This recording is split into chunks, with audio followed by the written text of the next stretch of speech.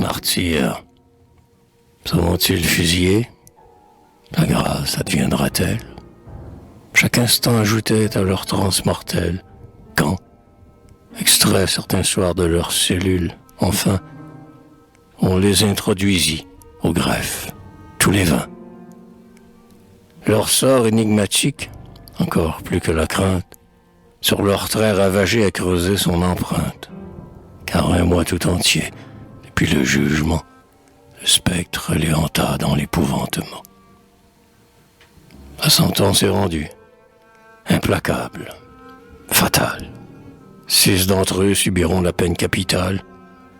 Leurs proches sont déjà convoqués au parloir. Qui dira leurs sanglots, leurs cris de désespoir, les transports éperdus des enfants et des mères, leurs lamentations et leurs vaines colères. Mais eux vont s'apaiser, les martyrs de demain.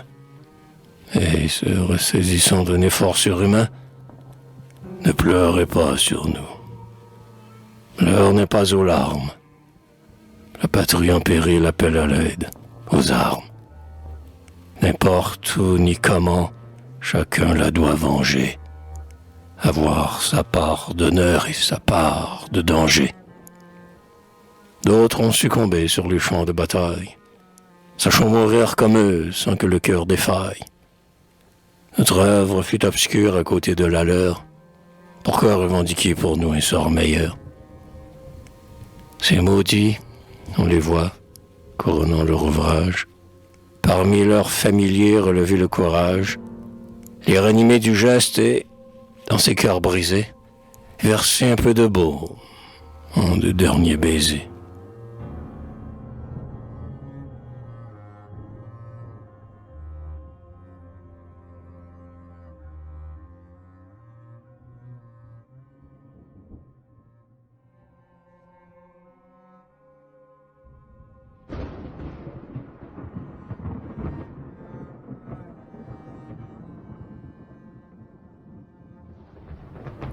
Or la nuit est venue, et d'une fois pareille, les 6, en a raison, prolongeront leur veille.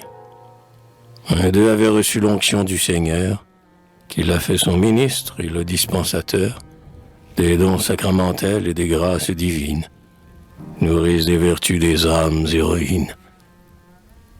Son exemple appuyant son exhortation, leur enseigne le prix de l'immolation.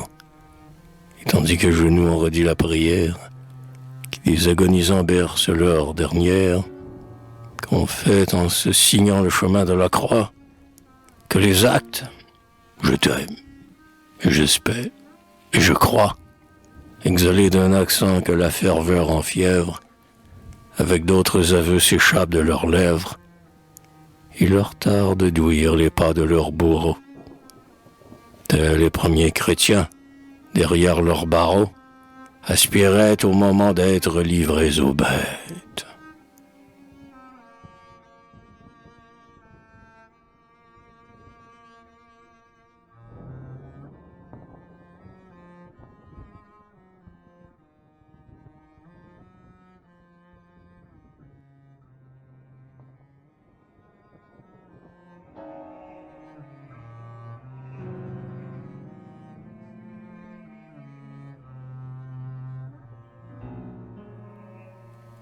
Quand le soleil se lève, auréolant leur tête, détachés de la terre, abandonnés à Dieu, qu'il rouvre ses bras miséricordieux, on les met à la main s'unir leur sacrifice.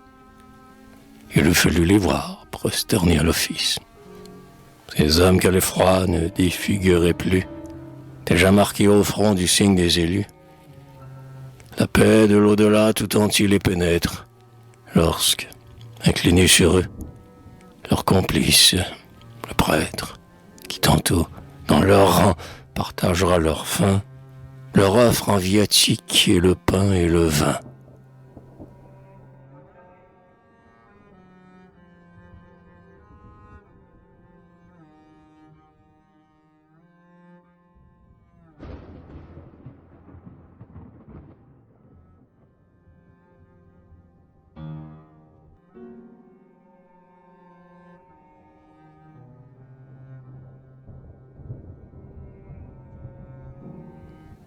les rites accomplis, mais à l'autel encore, debout, transfiguré, le célébrant implore. Sa supplication, s'exaltant par degrés, s'achève triomphale en un hymne sacré. Seigneur, daigne oublier les erreurs de jeunesse. Quand leur nom, comme au mien, humblement je confesse. Un insigne honneur tu nous as fait savoir, le jour et la minute où nous allons avoir apparaître devant ta justice éternelle, prisonniers libérés des attaches charnelles. Nous y préparer, tu nous laisses le temps. Nous venons donc à toi contrits et pénitents. Ta justice n'est pas comme celle des hommes. Ce que nous avons fait, pensé, ce que nous sommes, tu le sais, ô mon Dieu, car tu lis dans nos cœurs. Les âmes qui vers toi vont s'envoler sont sœurs. Leurs destins sont pareils, leurs mérites les mêmes. Ouvre-leur tes parvis et tes gloires suprêmes, que ta main les accueille et leur daigne impartir, pour prix de leur vertu, la palme des martyrs. Que tes anges, tes saints, les chefs de ta milice, que tes cours les exhortent au sortir du supplice. Toi qui, sur le calvaire, au bon larron a dit, tu seras avec moi ce soir en paradis.